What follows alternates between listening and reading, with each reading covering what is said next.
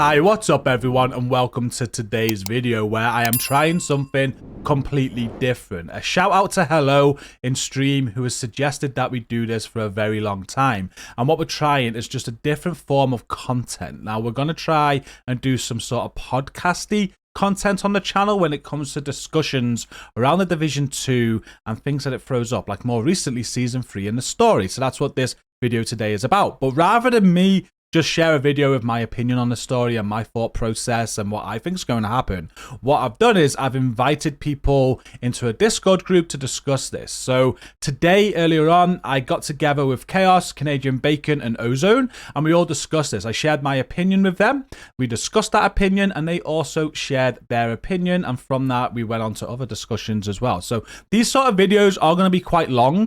There'll be long-form content for the channel, but I think that's the idea of a podcast sort of content spiral, you know? Podcasts are going to be longer, there's going to be a lot of discussion, and I hope that you guys enjoy this form of content and get involved. So at the end of this video, if you do watch it all, I'd appreciate if you did. Let me know in the comments how you like this content. Should we do more of it? Feedback on that, but also get involved in the discussion. I want to know what you think about what we're discussing today. So very briefly, I think that Season 3 is a great opportunity to send us rogue in the story, and we obviously discussed that more at length in this podcast. Have a good listen and let me know what you think. Thank you for watching today's video. I hope you like this new style of content. Don't forget to like and subscribe. We're going to cut straight in now. Until next time, take care and peace out.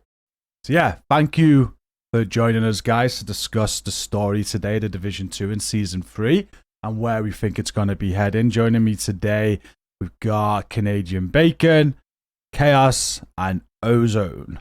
So, how you guys doing? Good. Good. Just quick sound check, yeah. Okay, so how we're going to start this is we're just going to, I want to load up the game, first of all, and I want to start by looking at the Kelso comm that we got right at the end of the first manhunt that we had to do. So just give me a few seconds to load up the game and share that screen with you, and we'll read through that and just a few of my opinions of things I'm taking out of it. We just go into my progression, collectibles. What a lot of people didn't realize yesterday, myself as well, after the manhunt or the other day, is that we got an extra comm. If we go to the collectible comms and go to the manhunt Vanguard, you had the 4 comms that we got from going through the manhunt, but then there's an additional one at the end here, and all it is not recording or anything like that. It's a note from Kelso, and it's titled "The Comms Aren't Safe." And there's a lot in here that I believe gives us an indicator of where this season is going. So I'm going to read through this. The comms aren't safe. The Black Tusk and rogues have eyes and ears everywhere, and the hunters have access to all of it. I wish I could tell you where I am, but it's not safe. You're not safe. If we're together, we're a threat, especially here. Agent, I know you. You're smart. If you found this, I know you're on the right path. Find me, and I can tell you everything I found out about Cassandra. Now, I just want to discuss Cassandra as well before we evaluate this. So, Cassandra, I believe, was mentioned in the found footage, which was the cutscene right at the beginning of the Season 3 when we loaded in. And we can watch this found footage now. So, I'm going to just ask for us to be silent while I play this so we can watch it. I'm going to highlight something again that I think a lot of people miss, but let's just play this found footage.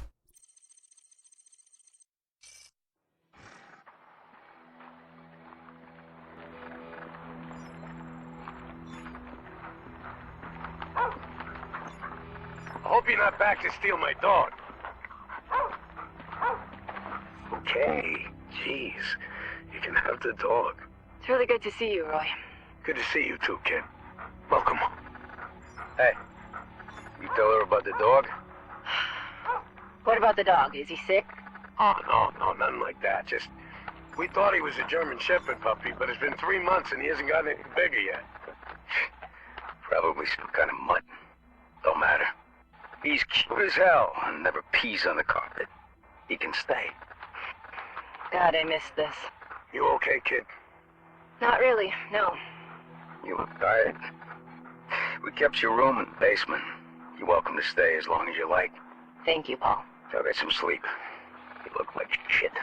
Yeah, and for all our sakes, please, take a shower, and put on some new clothes. You reek, kid.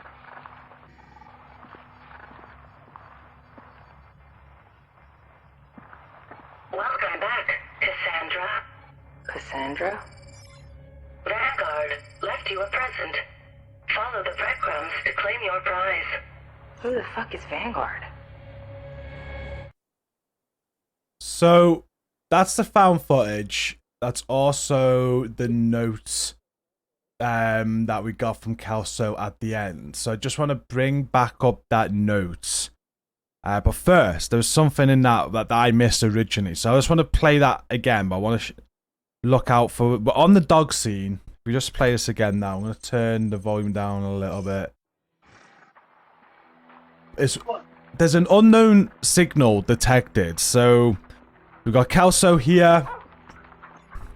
Hope you're not back to We've got steal my Roy dog. Benitez. We've got Rhodes. Okay. Gee, And then you can have the dog. just having a chat with Kelso. Nothing serious. See you too, kid. Welcome. Hey. But they start to play with the dog in a minute. What about the dog? Is he sick? Oh, no, nothing like that. Just My mouse code here. Unknown presence detected, and there's a figure at the back there that's walking away. I completely missed that. Completely missed it. So that's something to also take into account. They obviously wanted us to see that figure that was there in the background is somebody. Like a lot of people are saying Keener or something like that. I don't think it's Keener. But I think it's got a part to play in this story and why I think Kelso might have gone missing. It might have been the person that gave Kelso that watch or whatever it was at the end with Cassandra. It said unknown network detected and Vanguard's got a present for you. Whatever, follow the signs to get the present, whatever that is. Now, one thing I did find out about Cassandra was through my streams. I was thinking, is Cassandra even a person or is it just like a code name? Apparently in the new Division book, Cassandra is a character, and I know nothing about the book. I don't know who Cassandra is, so I haven't got much about Cassandra to discuss about. But going back to the Kelso com that we got, I'm thinking about this season in general. When the Division did their live stream, this season's all about trust. Who can you trust in? And we're all questioning Kelso at the minute. I think it's very obvious from this com that Kelso's not gone rogue or anything like that. She's not the bad guy anyway. She may have gone rogue, because what is rogue? Rogue's basically going against the Division, right? It's going off and doing your own thing. Keener is rogue. Fei Lao went rogue, but we found out later on Fei Lao did it for the greater good. If Kelso is doing something, it's definitely for the greater good. It's not that she's got doing anything bad and we're going to need to go and kill her like we did with Fei Lao and Keener. So I think it's obvious that whatever she is doing is good. And if we read into it, she's discussing how the comms aren't safe. And we kind of know this. It's been insinuating this. Isaac is definitely being able to be manipulated. It could be hacked. Going back all the way to when we did the Keener manhunt, Keener even manipulated Isaac. In the Tombs mission, Theo Parnell, it said he was dead before he was. It can be manipulated, is what I'm saying, and it's not a safe network. It's been evident for a while.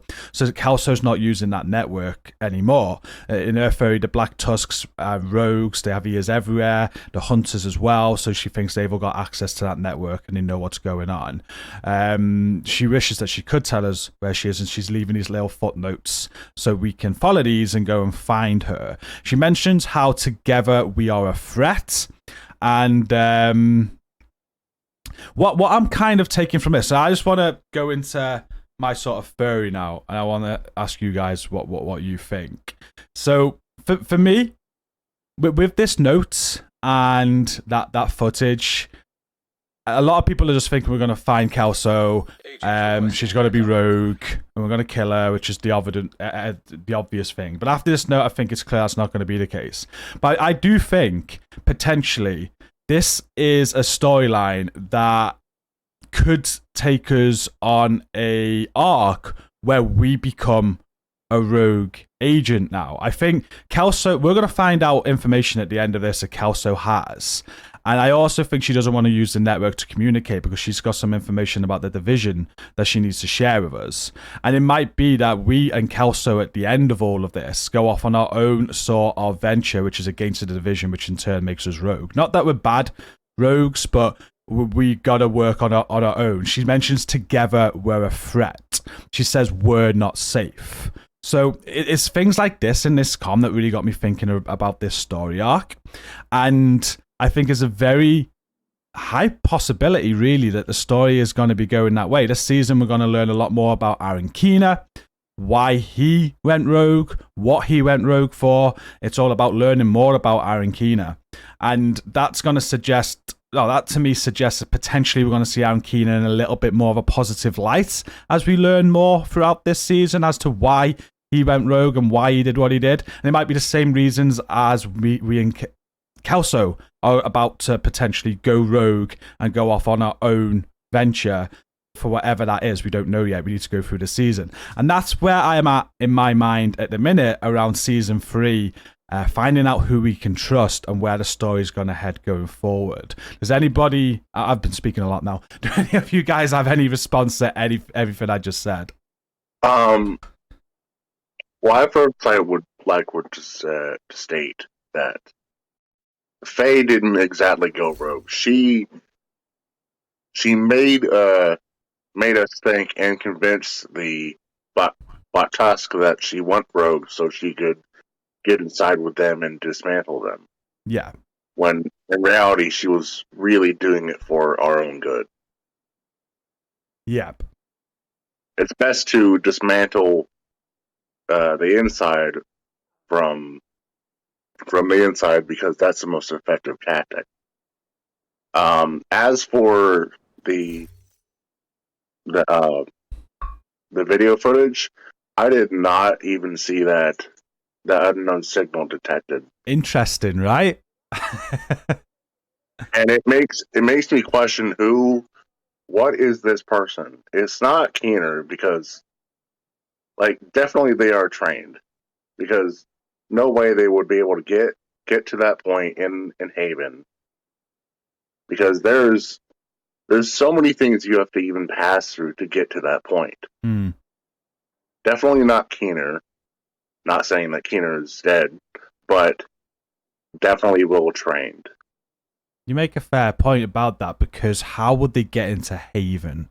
And in the season, sorry to interrupt, I'll let you carry on that, but in the season trailer as well, for season 3, they discuss how division agents are trained to blend in.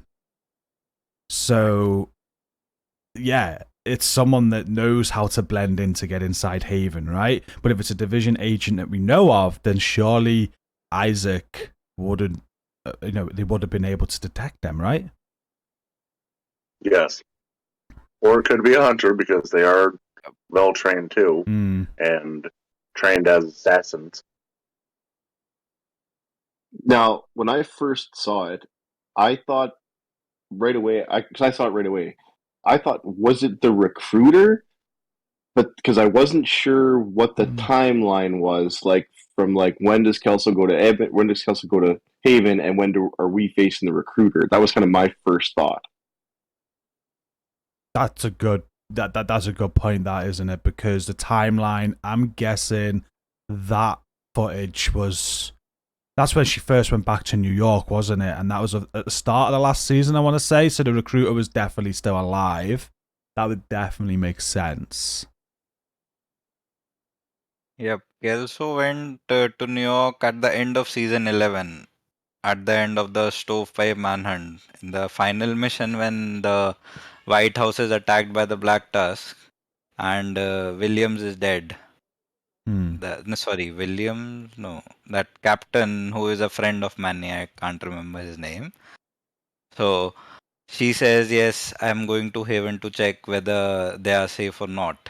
And it is a very good point that these could be hunters, as we have seen in the last manhunt. Brian Johnson, we just knew him from the cover of the division when it first came out. And then it was after all this while that he came to light. And even then, we were thinking yes, he's a part of the division.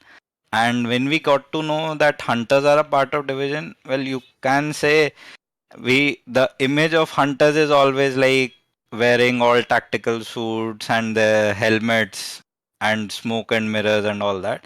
This could be the first time we see a hunter in plain clothes hiding in plain sight without uh, us getting you can say an idea, like if there is a hunter in a vicinity, our radars go blurry, and then there is some smoke, and we just look up and there is someone standing on a building or standing in a window, etc. So there could be a hunter. And to Bacon's point as well, yes, it could be Brian Johnson, because if you see the timeline, it can very well be. And to everything that Kelso left in the note for us, yes, we have known it for a while. Birdie confirmed it in the last manhunt that the comms aren't safe. Black Tusk are hearing it. And since Natalia and McManus are working together, it's no surprise that hunters would have access to it all. Interesting. We're talking about hunters then. So potentially, do you think Kelso could be a hunter? Well, if you think about the last four comms from last season's manhunt, which we had to find, we in the last com we hear a conversation between Brian Johnson and Calvin McManus, and they are very agreeable to the idea that Kelso is not the person who was supposed to be a division agent. So you can say there is a very less chance of her being a hunter, but knowing Calvin and since he's a government type, you can always say he's always ready to compromise. Or no, that is not the exact word. Yes, he's always ready to, well, try new things, because if you cannot get them on your side, you can just make force them. Hmm. If Kelso goes rogue, in the end she'll have no one, because on one side she'll have the hunters, on one side she'll have Manny and other division agents who'll think she's ending up being Failau Part 2. Yeah. And on the topic of Failau, I think yes, there are a lot of theories why she went rogue, but I think in the season 3 manhunt, the entire manhunt, we see one thing, and that is Schaefer is trusting Lau very much. Hmm. With all of his comms with Natalia, he's very trusting in Lau. And when Schaefer disappears, in that manhunt, we see a hunter. So that I think gave us a glimpse that maybe the hunters and Black Tusk are working together. We didn't know for sure back then. It all got confirmed in the last season. But you can say Fela was building up to something with building trust with Schaefer. And when Birdie tells us that yes, she was working on an underground, what do you call it, bunker for Natalia, and that Schaefer has access to it, maybe Lau knew that too, and some idea of what Natalia was planning for the future. Hmm.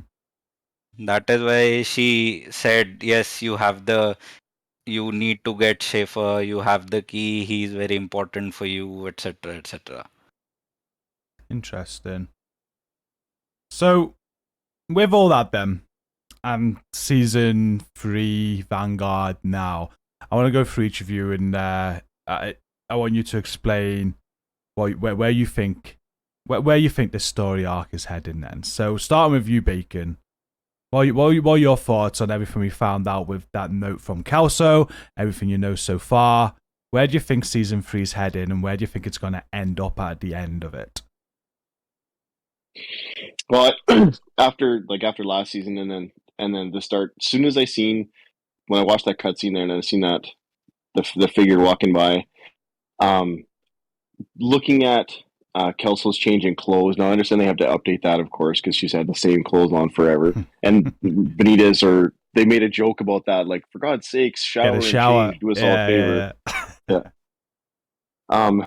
But if you also look at her, like the knives on her arm patch or the knives on her arm, the change in her, I guess, the aggressive nature of her new outfit and persona.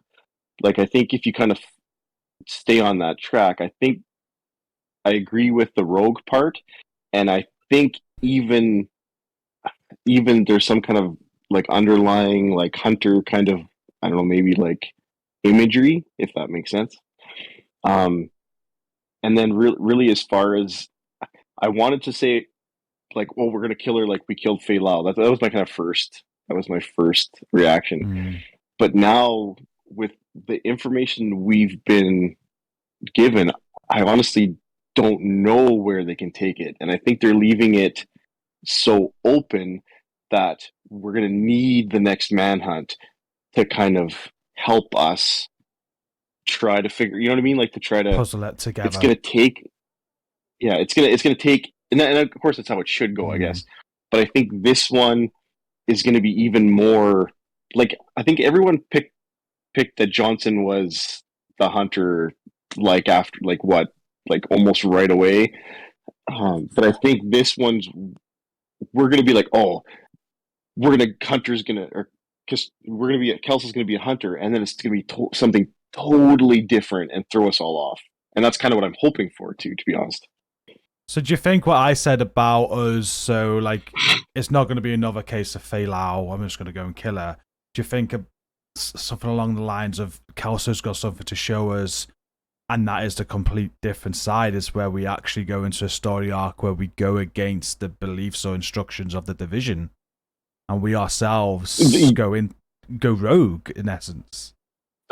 I was very much on your same thinking. Like, it's got to be something completely different, and the only thing that's completely different is us not working as a team with everyone else. Us more as an individual mission, like you said. If it was us and Kelso, and that's exciting. It excites me. The bit about together we're a threat is just what I really hung on with that. But like you said, we've still got 3 more districts to do in a manhunt. There's 3 more pieces to the puzzle to investigate, I'm sure. And who knows? But Chaos, what's your thoughts? The same question I just asked to Bacon, but to you, Chaos. What are your thoughts? Where do you think it's going to be going, and where's it going to end? Story-wise, I'm not sure, because like there's so many definitions to being rogue now. Black Tusk call us rogue just because, mainly with the enemy, of course. That's how they identify us. But we as the division are not exactly quote unquote rogue, because we haven't really done anything against Isaac to be rogue. And also, to build on what Bacon said about the knives, the knives are the same knives that you'll see on the Hunter's Fury gear set. Okay. So she's definitely like going undercover or something like that, and just doing something deceptive. There's the red as well, isn't there? Because there's talk about the patch reward that you get at the end of the manhunt. The border of it is red, and as we know in a division, what does red signal? Hunters or rogue. I didn't really see the patch at the end. All I saw was the Vanguard symbol or patch. I can share my screen again. I'll just get it up so we can have a look at that. I was meant to... So, if we go to the manhunt, if we bring the map up, it gives you the manhunt reward, which is here. So you've got, this is a patch you're going to get for completing this manhunt at the very end. And as you can see, you've got the logo there with the knives, which is the same logo as we got for the come from Kelso. And we have the 5 segmented ring circle there, which is red. And we know that means rogue. And it's rogue in the DZ. It's pointing all towards rogue, right? That patch. That definitely is interesting to see, because it's 5 sections, which means which would normally mean in the DZ that you're almost at a manhunt. Yeah, that's true. But it's definitely hard to put my finger on it because she's definitely a division. I wouldn't think she would be the type to betray the division. And even when they went rogue, or quote unquote rogue, she was very upset that she even did it. Yeah. This is my thinking, though. I don't think, like, if the story arc is going... I think there's enough here to point towards this arc, is what I'm saying. But I don't think it's us going rogue because we want to cause any harm or go against the division. But if we go back to the note from Kelso, so if I just go back to the collectibles, it's the start, really, about... the comms are not safe. She is not happy in using Isaac for comms or anything like that. And she mentions the Black Tusks and the Rogues. But she knows at this point, if we read this note she's left us, we're still going to report this back to whoever we report it back to in the division. Yeah, we're working with Rhodes and Benitez to try and find her. I think it potentially points towards something where someone in the division is corrupt, and this was touched on in the last season. I think with Sokolova, when we're saving all of these people, we're rescuing them, we found out that there was someone working on the inside. Now, I don't know whether this got pushed towards the recruiter at the end, and it was the recruiter that was working on the inside, but potentially this is someone else, and someone on the inside is not working as they should be for the division, and maybe Kelso's found this out. So when we find her, she says, we are not safe. She wants to tell us where we are. It's not safe. We're not safe. But together, we are a threat. She wants to get us together. There's information she wants to share with us. And she says, especially here. Where's here? Where's especially here? Now, listening to these comms that we go through with Aaron, it's a lot about Aaron Keener, really. So we got these through doing this manhunt. In one of them, it does state about a safe house that Aaron Keener has, where I think that there's this NPC civilian that the rogue agents have rescued through these comms. She appears throughout all of these, and at one point, Aaron Keener's like, take it to my safe place. I'm wondering if that's linked in with this part of Kelso's comm, where she says, especially here, agent. She knows us, we're smart. If we find this, we're going to find her. We're on the right path. Find me and I can tell you everything I found out about Cassandra. I feel like Kelso has got her reward, which was mentioned in that found footage at the start when it says follow the clues or whatever, and you'll get your reward from the Vanguard. Vanguard being Aaron Keener, by the way. A Vanguard is Aaron Keener's call sign. So this is what brings Aaron Keener back into the equation again. Is he dead or alive, or is there something he was working towards or was to the greater good? Kelso's now found that out. This could potentially have highlighted someone within the division that we really cannot trust. Hence why we've got to go against the division to fix this. Not that we're kind of like a fail out. We're doing this for the greater good. We can't trust the division right now because the division is corrupt, if that makes sense. I'm trying to form thoughts here. Yeah, sorry. It's a lot. It is a lot to get a think about. It is. It really is. To put together. I think what Bacon said, though, this is just one manhunt. We've still got 3 more to go. This is one piece of... Yesterday, when the manhunt launched, I think I heard, or I think I saw some people saying that she may have killed Cassandra, and I was thinking that too because what if Cassandra was an agent that she killed? But I wouldn't think that. I don't know. Like, did she kill Cassandra? Did she kill a fellow agent and really go rogue, or what? It was someone's watch, wasn't it, that she was holding? So yeah. I mean, why else would Isaac say Cassandra if it didn't belong to Cassandra? Yeah. See, I wish I read the books. And then also, my next question is, how does she not know who Vanguard is? Because I swear that even from the start in Division 1, Keno established himself as codename Vanguard. Mm. It's just tough to see where the timeline is because Kelso's been in Haven this entire time. Mm.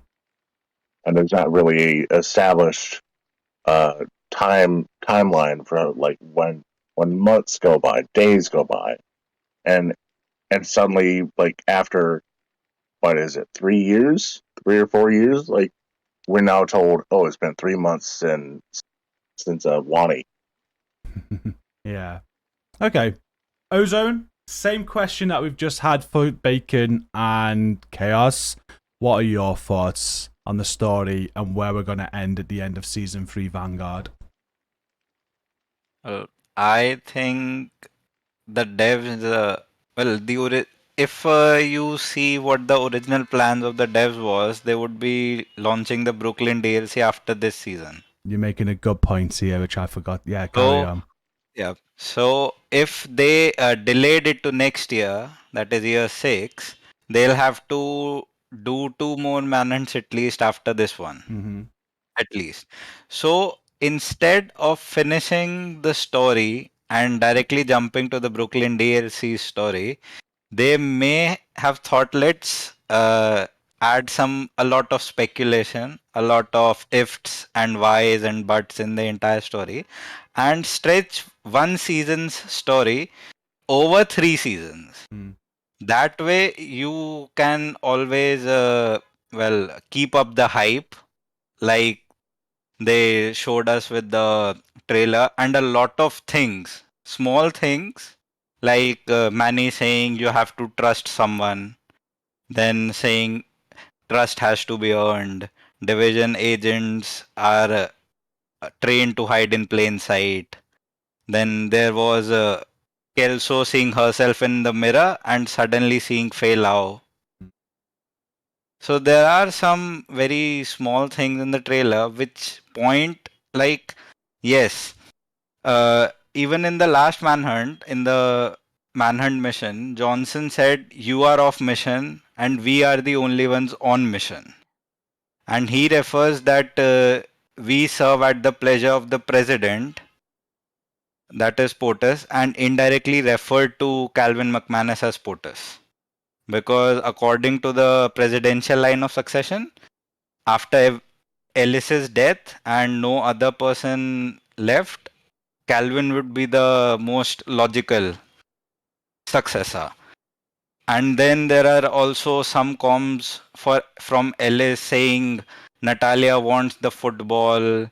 She wants someone to press the button. If I am there, I will stop her from pressing the button, etc., etc. So there are a lot of things over all these seasons which indicate that according, if you see, yes. So this is one part, all of this that has happened. Yeah. Then the other part is the descent comms. If you try and add the story of all the seasons till now, as well as the descent comms that we have got till now, you'll start to see there is a very interesting thing Calvin McManus got to know, I think. That is Anna, Isaac, and Diamond, the 3 AIs. One for the Division, one for the Rogues, and one for the Black Tusk. They all are made so that they can each access the other one. Right. And if you see the Liberty Island mission in Warlords of New York, you see that Anna was able to hack Isaac as well as Diamond. Diamond is used by the Black Tusk to control all their warhounds, etc., and their tech. Mm-hmm. Isaac is ours. And Keno was easily able to manipulate us as well as the Black Tusk. And you can say that Anna did not have that potential when she was made, but Theo, who was a wizard, a tech wizard, may have found some, you can say, some codes or etc. to boost Anna's capabilities to give the rogues the edge. And it has been a long while since we have actually encountered a rogue agent after Hornet, I think, in season 2. And even in Hornet's manhunt, he says Keener is everywhere. Yeah, he's more alive than we think, is something he said, Yep. wasn't it? Yes. And okay, so this is the second part, the descent comms. Mm. Then the third part is in the video footage we just saw. We don't know where the watch came from. Was it always with Kelso? Was it the person identified as unknown by Isaac? Mm. He snuck in and put the watch, knowing that Kelso would get it. Because one thing that we are very sure of from the start of Warlords of New York, even before that, that is Kelso may be hot tempered. She may be ready to break the rules, bend the rules, just to stay on the mission that she believes in. Exactly what Fei Lao was in the Division 1. Yeah. And what So, Ankina was as well, to a degree, right? yeah. And maybe, yes, we from the beginning of Division 1, we have been shown Keener as the rogue, as the enemy. And if you think there are a lot of instances, a lot of references to Keener in Division 1, which say he always thinks he's the smartest person in the room. And what does a smart person do when he gets cornered? Don't know. That is the thing. Yeah. He always tries to push back. And if you might have seen Engine's video just before this update that Kina was right.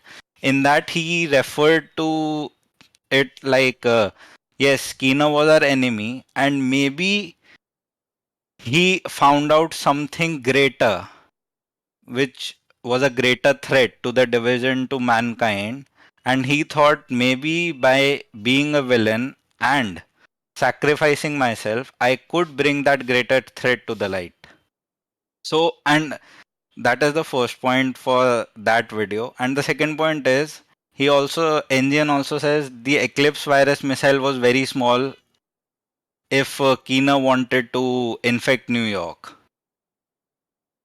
So, if all of this was Kina's plan all along, he was actually the villain. He just slipped up and we caught up to him. That would all make sense and it would all just go away. But if you start speculating, you can say Keener knew that Black Tusk was going to be a threat. McManus was going to be a threat. Feilau realized it just as we caught up to Kina, and that is why she went rogue to get into the inner circle of Black Tusk. Yeah. Because according to Birdie, Barden Schaefer is one of the inner circles of the Black Tusk. Yeah.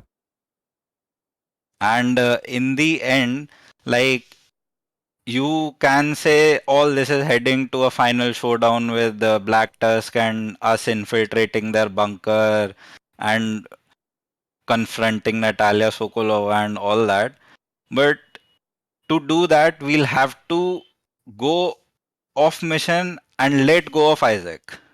Yeah. Because division agents communicate through Isaac. And Birdie already told us that the comms aren't safe, your comms, our comms are their comms, etc. So Isaac is not safe for communicating. And maybe that is why Kelso thinks that maybe Anna is the answer. Mm. Because if she is able to manipulate Isaac and Diamond, maybe using Anna as a way of communication can be the way forward. But to use Anna, you have to go rogue. So Interesting. maybe she wants to go rogue just to make sure she sees the end of the mission which she believes in. Because Manny, we have since the beginning of Division 2, we have seen Manny as a very, you can say, by the rules type of guy. He is very straightforward. He is always believed in the division and he is very trustworthy. He trusts other people easily. That is why he did not suspect Johnson up to the last moment.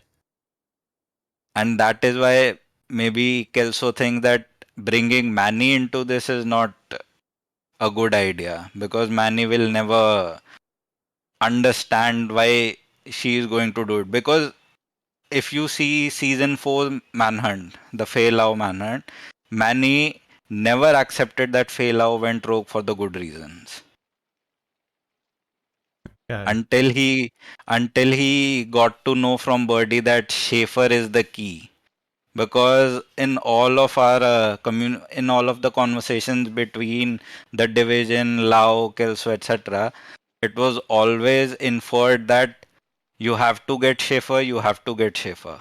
But they didn't know why you have to get Schaefer. And now you kind of know why they Fela was very insistent on the division getting Schaefer.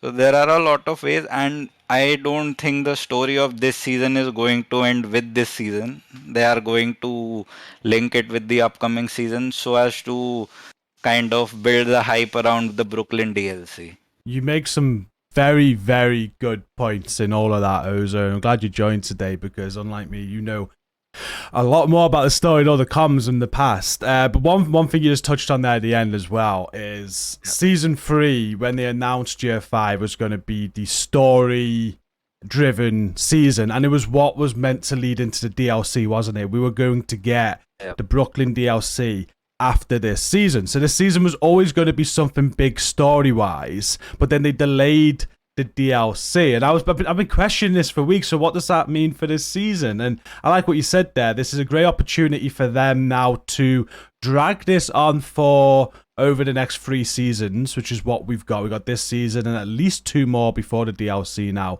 in 2025. And they could do that. Or I was also thinking, just kind of like off topic to the story, is what if we did get the whole season this time and we do get the big bombshell at the end that leads into the DLC, and over the next 2 seasons they do something that a lot of people have been asking for. They've done it in the past and they might revisit old seasons. That's something else they could do as well. I think the latter's less likely, and I think they're going to do what you say, and they're probably going to drag this story on now for over the next 3 seasons, right? So this is something that's just right at the start, and we've potentially got another year of going through this story arc, and we're not going to find out until the end of that. And then this will branch out into the DLC Brooklyn in what they call an entire new endgame experience. Exactly, because if you think, yes, in after Warlords of New York, we had 4 seasons. Then they repeated those 4 seasons because according that time there was a reason the team was changing and they had to settle, so they needed to do that. But after that, there have been 6 seasons now, and to repeat all of them within a space of 3 seasons would be very, uh, you can say, unlikely of them. And also because they want to introduce Manhunts 2.0 and specialization revamps, and they know that the player base will not come back to this game solely because of quality of life changes. Project Resolve, however big of an undertaking by them, they very well know if they do not bring out something new to the story, nobody is going to come back to this game. Because a lot of people are already frustrated, their games are crashing.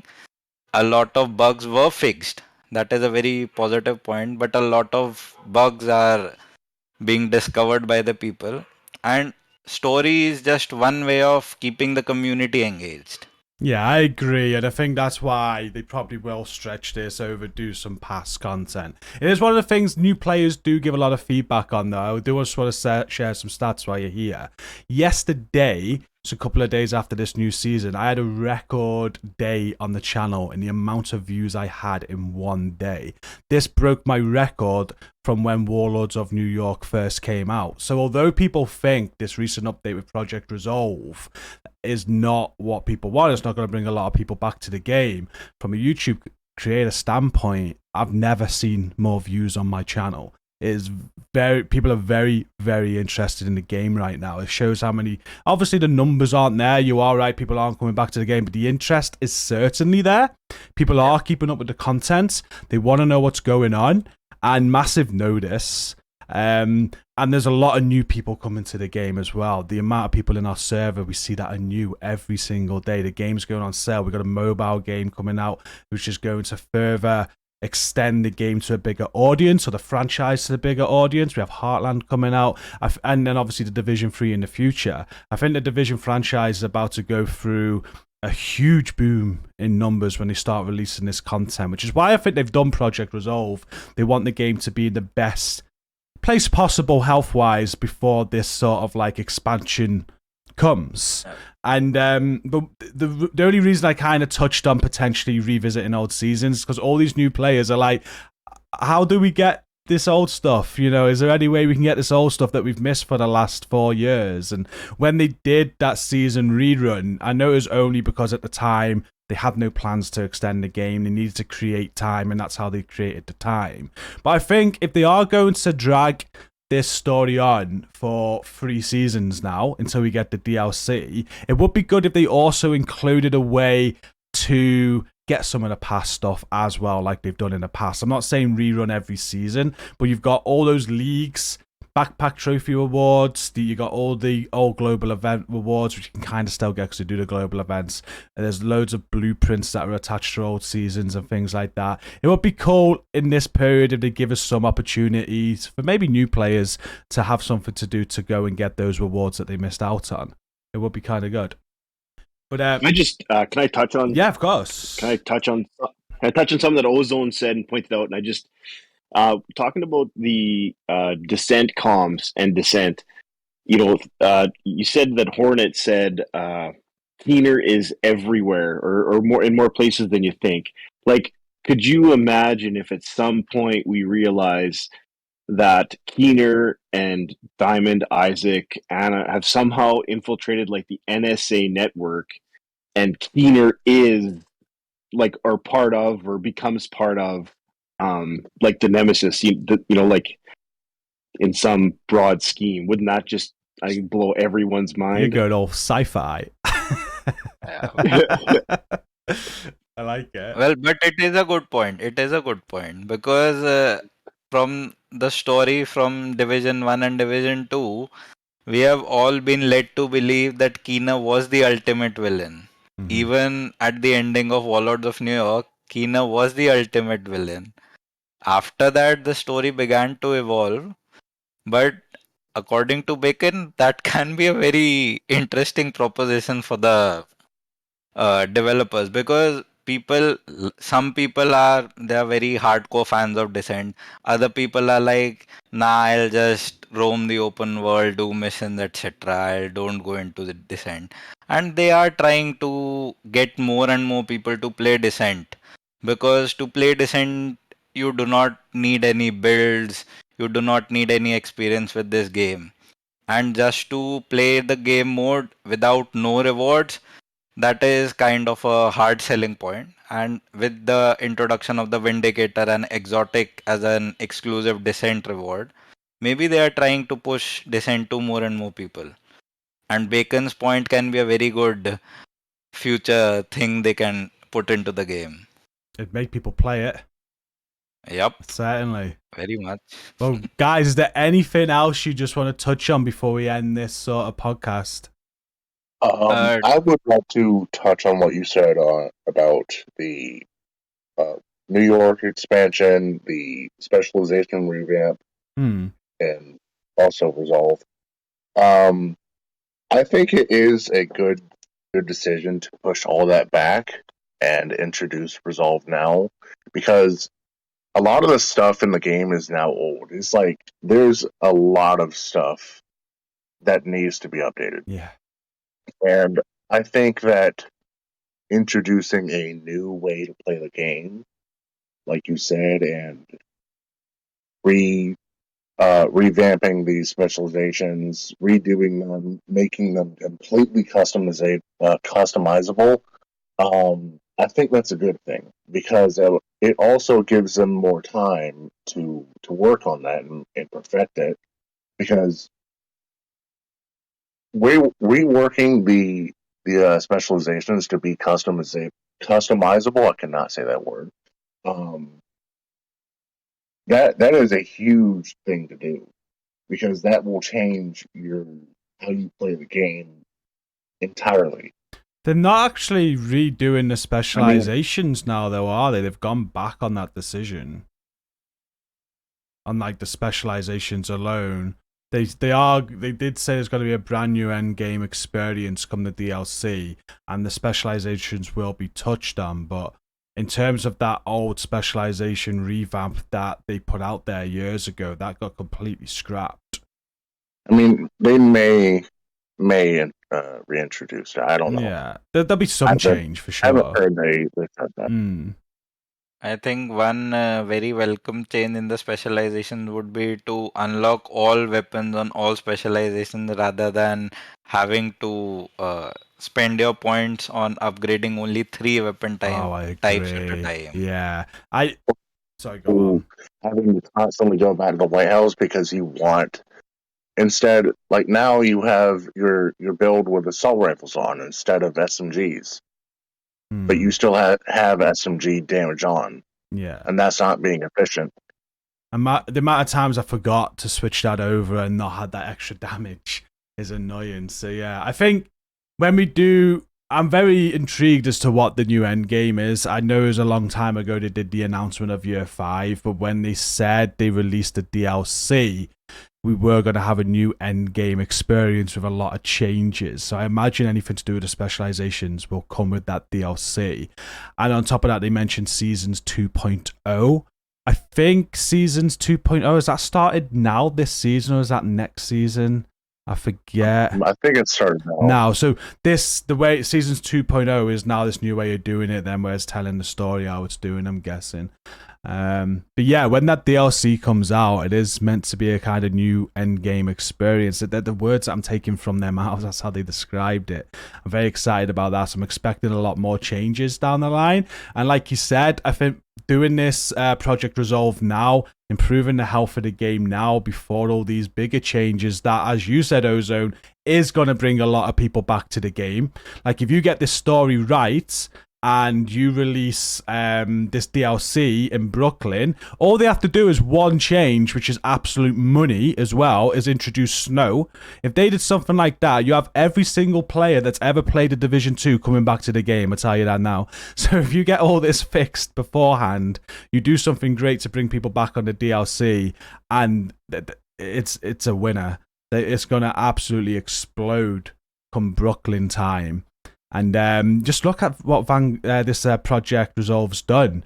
Although there's still loads of bugs or anything, but so many people are commenting just on graphically alone how much better the game looks on console or PC. I think a lot of the bugs may have been around the optimization of the game. So the game now feels more optimized and we're actually seeing the textures and details that we should have saw before.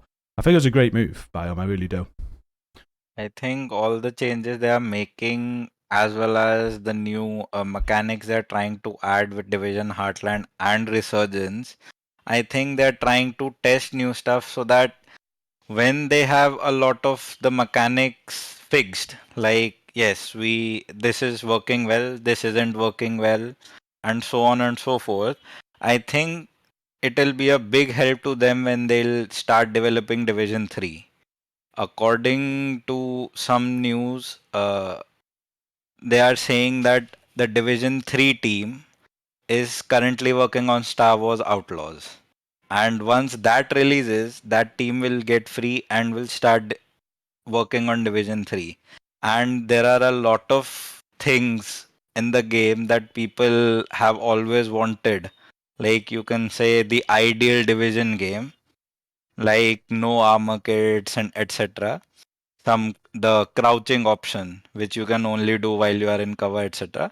And if they start to find things that are working well and things that aren't working well, but they want them to be in the game, I think from beginning now it will be a very you can say it will be a very enlightening experience for the developers as well, because they always say is the community feedback is important to us. But if you watched this stream on Monday, Yannick very you can very cryptically said you will not always get what you want because we are the developers. He did. They want to try things, don't they? I think it's Yeah. evident to see they do listen and they do try and Yeah. implement as much as the community wants, but at the Yeah. same time, this is their game and there's ideas that they want to try also.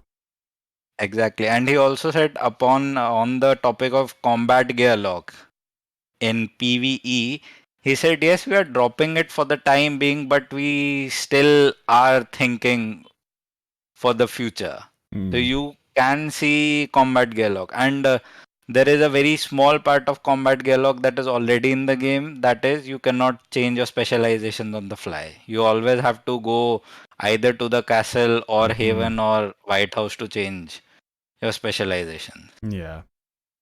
So combat gearlock, yes, there is a vision for the game that the developers have. Then there is a vision of the game the community has, and nobody will ever get their vision totally applied. But you have to find some middle ground, and I think Project Resolve is a very big part of that. I couldn't agree more. You got to find that perfect balance. It's never going to be perfect for everybody, but you can Exactly. work towards that perfect balance. Well, guys, it's been an hour of recording. I'm going to go and edit this down into the podcast video now. So I'm going to end that there. But I really appreciate you all jumping in and discussing this with me. There's going to be more podcasts like this, so keep an eye out in the future. Whenever there's any a discussion to have, you guys have been my pilot team today for this sort of video, so thank you. I thought it went very, very well. I'm just going to end the podcast there, so the people watching this, thank you for watching. Let us know down in the comments what you think of this. Hit like, subscribe, all that good stuff, but get involved in the conversation down in the comments. We'll have a read through and see what you think as well. Thank you so much for watching.